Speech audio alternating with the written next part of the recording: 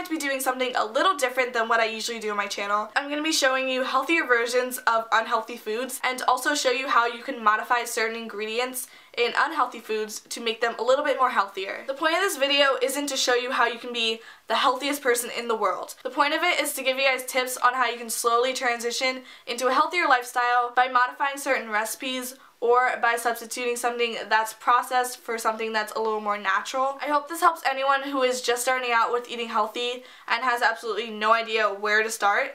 And hopefully eventually this can lead to eating healthier and adding more fruits and veggies to your diet. I hope you guys enjoy, and let's go ahead and get started. First, I'm going to show you some simple ways to make sandwiches healthier.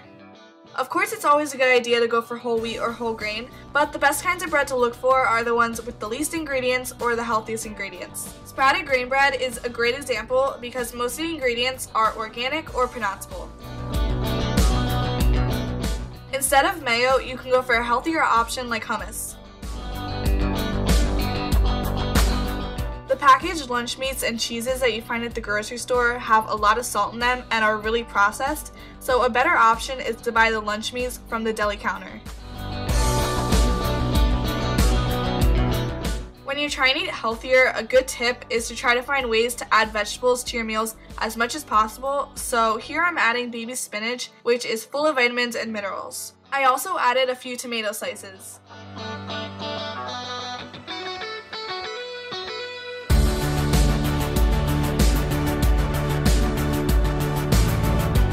This next one is kind of a healthy-ish dessert, and you want to start off by cutting up 2 bananas into slices. These are going to end up sort of like sandwiches, so take some almond or peanut butter and place them in between 2 banana slices. I began melting some chocolate on the stove, but if you want, you can microwave your chocolate. But anyway, I dipped it into the chocolate and shook off all the excess, and then I put it on parchment paper. Then put them in the freezer until they completely harden, and then you have these cute little bite-sized snacks. I know some people surprisingly don't like the taste of water, so you can make it taste better by adding fresh fruit. I added some peaches, some strawberries, and some blueberries.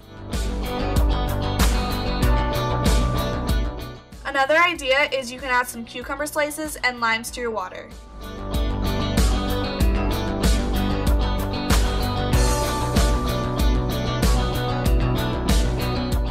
Instead of pasta, you can try making zucchini noodles instead. What you do is wash your zucchini, chop off the ends, and run it against a cheese grater.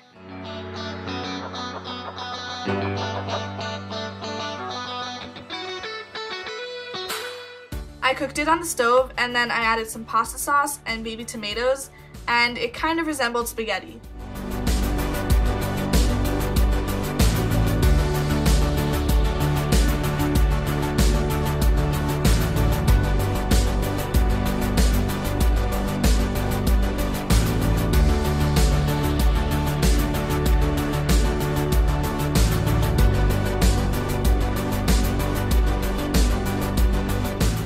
Instead of adding sugar to your tea, you could try sweetening it up with honey. It has a lot of health benefits, like it helps sore throats and makes your skin look healthier. Pancakes are pretty unhealthy, especially when you add syrup and butter to them, so here's a pancake recipe that only has 3 ingredients and is pretty healthy. The recipe calls for 1 banana for every 2 eggs, so I doubled it and combined together in a bowl 2 bananas and 4 eggs. To mix it together, I use this whisk thing that beats your eggs when you press down, and you want to keep beating it until you hardly see any lumps left and it's very liquidy. This is optional, but you can add some cinnamon as well. When you cook them, you don't want to make them too big because they're a lot flimsier than regular pancakes and they'll most likely fall apart. To top these off, I sprinkled on some coconut flakes, and to substitute syrup, I used honey instead.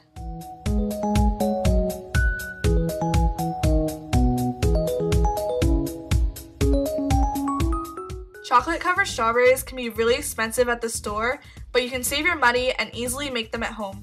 So I grabbed a couple handfuls of melting chocolate chips and placed them into a pot, and began melting them on the stove.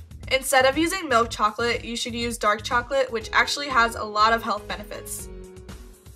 Once the chocolate melted, I began dipping strawberries in and rolling them around. To let them harden, I placed them on parchment paper and then put them in the freezer. These were really delicious and just as good as the ones you'd buy at the store. Next, I'm going to show you 2 healthier substitutions for French fries. For these sweet potato fries, I started off by peeling the skin off the sweet potato and cutting them into thin slices. I took a big Ziploc bag and poured in a drizzle of olive oil and added some garlic salt, regular salt, and pepper. I put the fries in the bag and began to toss them around so they were fully covered in the oil. Then I laid them out on a cookie sheet and spread them apart so none of them were on top of each other. I baked them for 20 minutes at 450 degrees, and once they were done, I took them out and sprinkled them with some Parmesan cheese.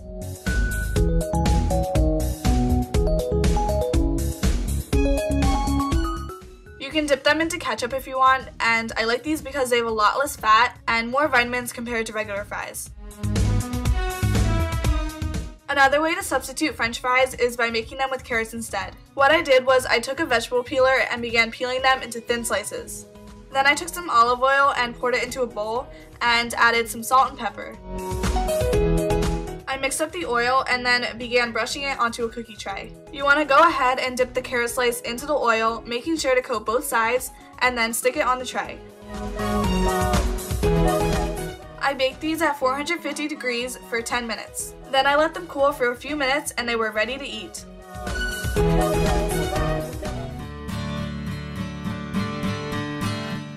In addition to sweet potato fries, you can also make sweet potato chips. I took 2 small sweet potatoes and began chopping them up into thin slices. In a large bowl, I poured in olive oil, salt, and pepper. Then I went ahead and poured in the sweet potatoes and mixed them until they were fully coated with the oil. I began to lay them out onto a cookie sheet, and I spread them out so they weren't touching and they would cook correctly.